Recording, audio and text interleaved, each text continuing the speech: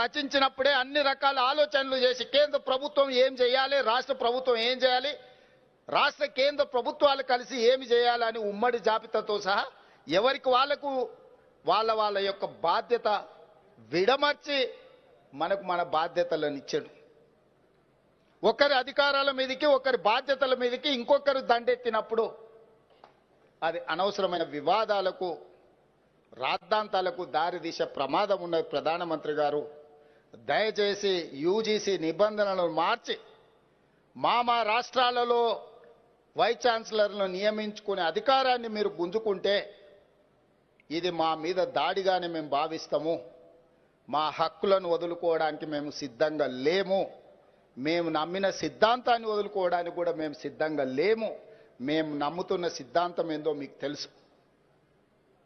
ఈరోజు డాక్టర్ బాబాసాహెబ్ అంబేద్కర్ గారు అందించిన రాజ్యాంగాన్ని తూచా తప్పకుండా స్ఫూర్తిని అమలు చేయాలన్న సిద్ధాంతం మాది. దాన్ని సమూలంగా మార్చాలి, ఉన్న రిజర్వేషన్ల విధానాలను రద్దు చేయాలన్న ఆలోచన మీకు ఏమైనా ఉంటే తక్షణమే యూజీసీ నిబంధనలు ఉపసంహరించుకోండి.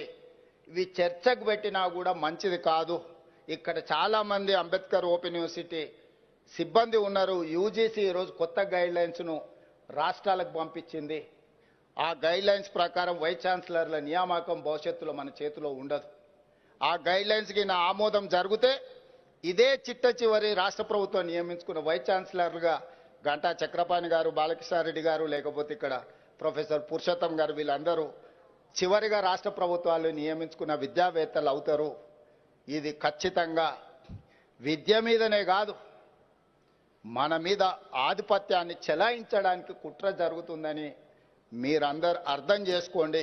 అవసరం అనుకుంటే నిరసన తెలిపే కార్యక్రమాలకు కూడా మనం సిద్ధం కావాల్సిన అవసరం ఉన్నది. మన యూనివర్సిటీలు ఈ తెలంగాణ ప్రజల యొక్క ఆలోచన విధానానికి, తెలంగాణ సమాజానికి పట్టిన లేదా తెలంగాణ సమాజం ఎదుర్కొంటున్న సమస్యల మీద విద్యార్థులు చదువుకుంటూనే చైతన్యంతో పోరాటం చేసిండ్రు. అది ఆనాటి